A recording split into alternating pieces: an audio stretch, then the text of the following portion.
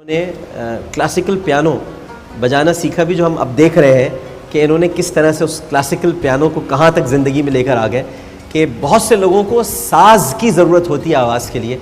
इनकी आवाज़ को किसी साज़ की ज़रूरत नहीं है, बल्कि साज़ मोहताज है कि इनकी आवाज़ हो तो वो बजे कहीं। तो ये एक सज्जाद अली साहब का खासा है और सुर और ताल इनमें रचा बसा है।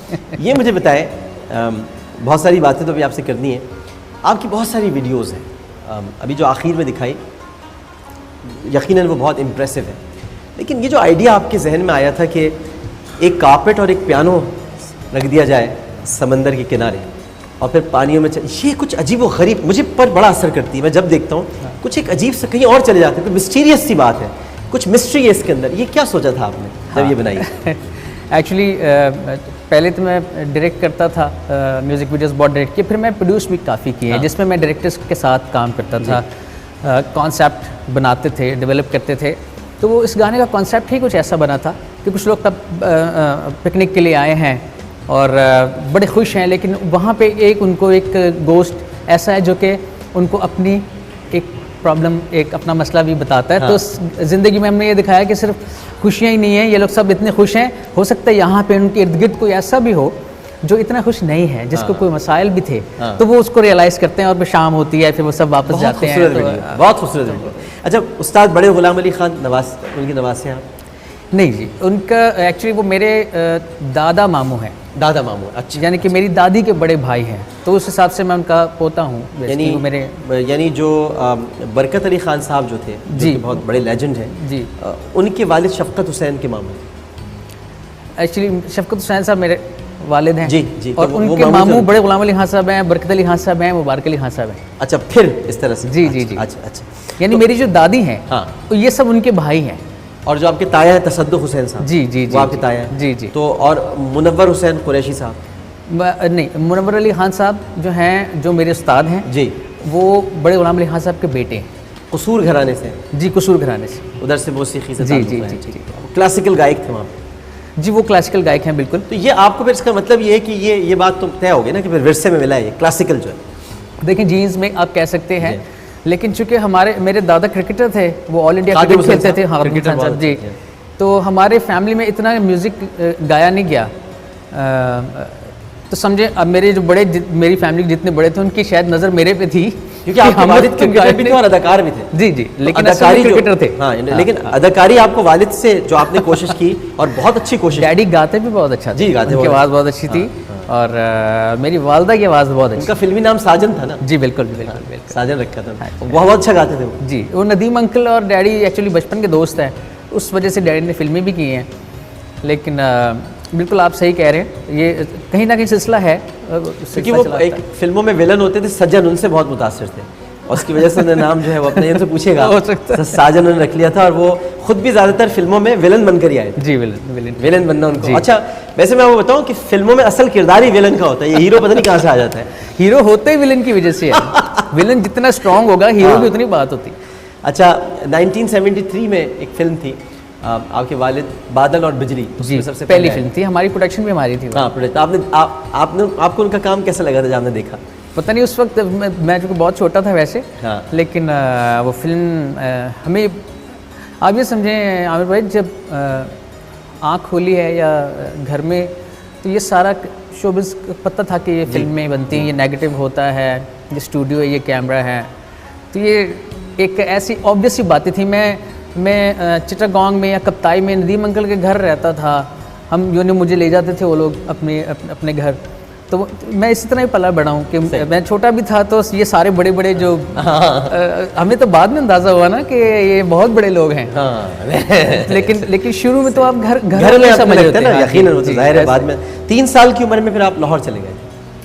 जी, तकरीबन हाँ 3-4 साल का था मैं एग्जैक्टली। आप लोगों ने बहुत ज़बरदस्त काम बड़ा वाह वाह। अच्छा, ये क्या आपने तय कर लिया था कि बस मौसीकी ही मेरा ओढ़ना बिछोना है, इसके अलावा मैंने कुछ नहीं किया? जी, आपने अभी बताया कि 8-9 साल की एज में जो मेरी पहली एल्बम आ गई थी, मास्टर सज्जाद अली। जी, मास्टर सज्जाद, तो ज़ाहिर है उसी की वजह से प्रोफेशनल हो गए। हाँ, तो बचपन तो पता नहीं किधर गया। शरारतें भी नहीं की, संजीदा मिजाज रहे हमेशा, नहीं नहीं, पहले ही से गुलकार बन गए थे, सुपरस्टार शुरू से ही। वो बस प्रोफेशनल हो गए और ये पता था कि काम करना है, और वही आज तक कर रहा हूँ मैं, एग्जैक्टली जो मैं उस वक्त भी करता था वही अभी भी वही है। लेकिन मैं समझता हूँ कि आपकी जो इंस्पिरेशन रहे, जिन्होंने आपको बाकायदा क्लासिकल तालीम दी, तसद्दुक़ हुसैन साहब जो आपके ताया थे, जी जी, उन्होंने आपको बहुत सिखाया। उन्होंने मुझे शुरू कराया, जी हाँ। उसके बाद उनका इंतकाल हो गया। वो फिर मुनव्वर हुसैन साहब दूसरे ताया। अच्छा, मुनव्वर अली खान साहब तो इंडिया में रहते थे, तो वो उनसे मेरे पास सनद दिया कि मैं उनका शागिर्द हुआ हूँ जाके। अच्छा, लेकिन जाके हुआ? जी जी। लेकिन उनसे मैं इतना सीख नहीं सका क्योंकि मैं वहाँ रहता नहीं था, मैं रहता यहीं था। तो मुझे जो डूज एंड डोंट्स थे ना गाने के, वो क्लासिकल के बारे में तो इतने नहीं बताए गए, लेकिन वैसे गाने के बारे में डैडी ने मुझे बहुत गाइड किया।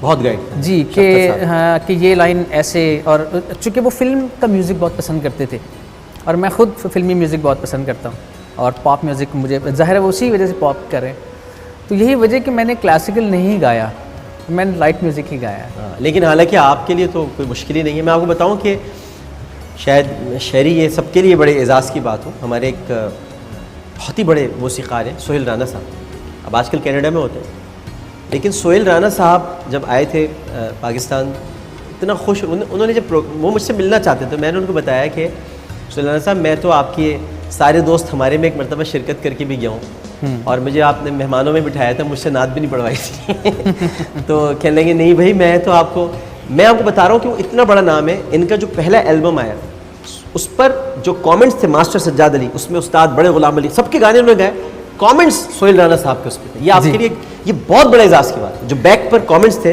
वो सोहेल राना साहब। और उस एल्बम के बारे में एक और आपको बड़ी अच्छी बात ज़बरदस्त बताऊँ कि वो जो एल्बम रिकॉर्ड हुई है वो अनवर मकसूद साहब ने की थी। जी जी, उनकी EMI में, और अरशद महमूद साहब ने की थी, और शुएब मंसूर साहब थे। जी जी, शुएब मंसूर साहब, बड़ा नाम। एक बात मुझे भी याद है। जी जी, उस्ताद नुसरत फतेह अली खान का इंटरव्यू में एक देख रहा था, तो उनसे पूछा कि आपके फेवरेट सिंगर्स कौन है, तो उन्होंने कहा कि सलामत अली, बड़े गुलाम अली। तो लगा नहीं आजकल जो है उनमें कौन है, तो उन्होंने एक नाम लिया सज्जाद अली। तो दूसरा नाम है ही नहीं ना, कोई है ही नहीं, दूसरा नाम ही नहीं। नहीं, आप लोगों तो ये बता रहे थे आप कि वो अनवर मकसूद साहब की कंपनी थी। जी जी, तो ये मैं इन लोगों के साथ मेरी बड़ी पुरानी एसोसिएशन है। ये इन लोग, ये मेरे बड़े हैं सब। असल में मैंने जब ये आजिज़ी आपको ऊपर लेके जा रही है ना, ये आजिज़ी आपको ऊपर लेके, यही सब मैंने इन लोगों का काम देखा, इन लोगों में उठा बैठा हूँ, तो कुछ कान में अच्छी बात रह जाती है, कुछ और रह जाता है।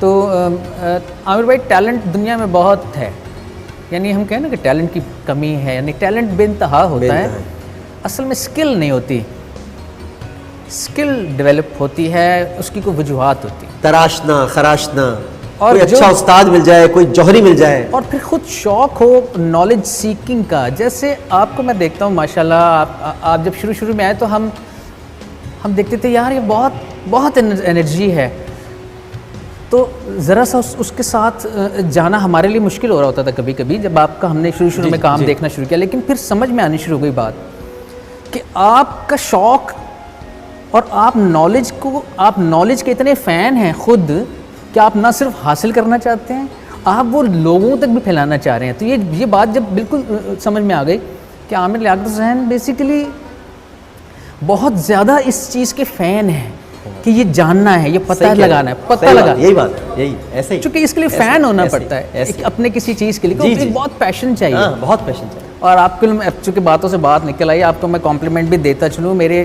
घर में सारी फैमिली सब लोग आपके सचमुच फ़ैन हैं, खाली कहने के फ़ैन नहीं, सब बहुत। तो मैं तो इसके साथ मैंने काम किया आपके भाई के साथ। हाँ, ये तो मेरा दोस्त भी है, मेरा भाई भी है, मेरा इसने बड़ा अमेरिका में हम दोनों बहुत साथ, हमने बहुत काम किया, और इसने जिस कठिन वक्त से गुजरा है, और ये इंशाल्लाह देखिएगा ये बहुत बिल्ड करेगा। नहीं, इंशाल्लाह। और वकार भाई ने तो मुझे गवाया है, पता है? जी बिल्कुल, सही मानों में उन्होंने मुझे गवाया है कि तुम ऐसे गाओ।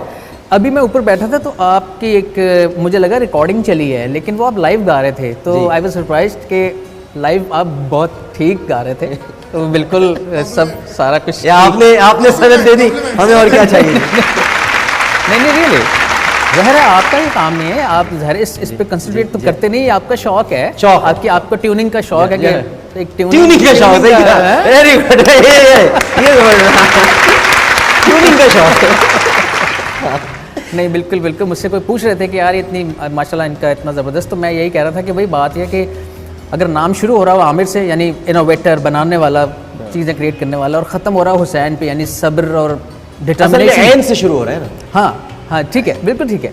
तो वो इन दोनों चीज़ों के बीच में ऐन नहीं तो हुसैन है फिर आगे जाए। हाँ, इनके बीच में लियाकत का आना बड़ा ज़रूरी है, बहुत ज़रूरी हो जाता है।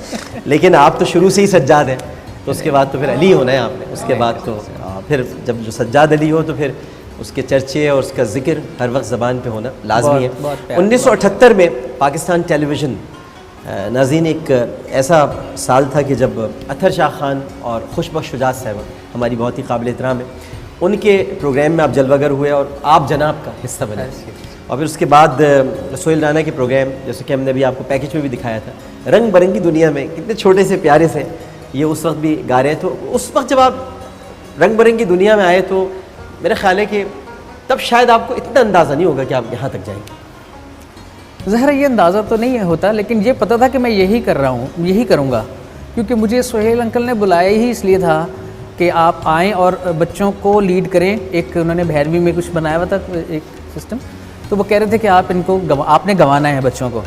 तो ज़ाहिर है जब सोहेल राना आपको किसी प्रोग्राम में बुलाकर कह रहे हैं कि आपने बच्चों को कंडक्ट करना है, ये लाइंस गंवानी है उनसे, तो एक छोटे से बच्चे के लिए मेरा ख्याल है उस वक्त मैं इस बात को इतना तो नहीं समझा, लेकिन मैंने समझा ठीक है, बस यही करना होगा, ये करना होता है। बाद में अंदाज़ा होता है कि वो मुझे इतनी जगह दे रहे थे, इतना प्यार कर रहे थे, जिसकी या मुझे कुछ समझ रहे थे जिसकी वजह से। अच्छा, ये आप बात बिल्कुल दुरुस्त कह रहे हैं, क्योंकि मुझे याद आया अभी कि ऐसे ही आपके साथ हुआ था जब शोएब मंसूर साहब ने अचानक आपसे कहा था कि बाबरी चकोरी आपने गाना है। ये अचानक आपसे हुआ था? जी बिल्कुल, ये पहले से तय नहीं था। और मैडम जब आपको तके जा रही थी और सिर्फ आपको देखे जा रही थी आप कैसे गा रहे हैं, ये मुझे उस वक्त की फीलिंग्स जानना है, क्योंकि मैडम नूर जहां किसी को तके गाते हुए देखते, ये बड़ा मुश्किल काम है। मैडम नूर जहां सुरों की मलका, वो इनको देख रही हैं और आप गा रहे हैं। बड़े फनकार असल में हमारी तरह नहीं होते, बड़े फनकार मैडम नूर जहां जैसे होते हैं कि वो किसी की तरफ एक स्माइल भी दे दें तो एंडोर्समेंट हो जाती है। जी जी, सारी जिंदगी देखिए, आज उस प्रोग्राम का आए हुए 32-33 साल हो गए हैं। जी हाँ, आज भी वो एंडोर्समेंट है, मेरे साथ है। मैं कुछ भी कर लूँ लाइफ में, लेकिन मैडम नूर जहां की वो इस एक स्माइल और ऐसे सर हिलाना कितनी बड़ी बात है। ये होते हैं बड़े आर्टिस्ट। बड़े आर्टिस्ट ये होते हैं जिनकी बात इतनी दूर तक चलती है, वो तो खत्म ही नहीं होता। तो एक हम वक्फा लेते हैं, वक्फे के बाद जब हम आएंगे तो कुछ सज्जाद अली साहब से रिक्वेस्ट भी करेंगे। ख़ास तौर पर मेरी तो एक ही फरमाइश है कि भूला तो नहीं हूँ। अच्छा। तो वो मैंने ज़रा इनसे सुनना है, लेकिन पहले हम एक वक्फा लेते हैं, वक्फे के बाद हाजिर होंगे। अस्सलाम वालेकुम वरहमतुल्लाह। एक मरतबा फिर आपको सुबह पाकिस्तान में खुशामदीद कहते हैं। आज हमारे साथ सज्जाद अली साहब मौजूद हैं और कबल इसके कि हम इनसे गुजारिश करें, क्योंकि मैं ज़रा किचन में मामला देख रहा था कि क्या आज हैदराबादी तला हुआ गोश्त हम आपके लिए बनाने जा रहे हैं। पहले मैं ज़रा अपने मेहमानों को बुला लूँ। गुजारिश करूँगा डॉक्टर मुज़ना इब्राहिम से कि वो तशरीफ़ लाएँ, और उनके साथ साथ उफेरा अनीसात, आपकी और हमारी वाली तालियों। फ्रूट्स हटा लें, तशरीफ़ रखिए मुज़ना। तो सज्जाद भाई से कोई गुजारिश करने से पहले मैं शहरी साहब से एक गुजारिश करूँगा।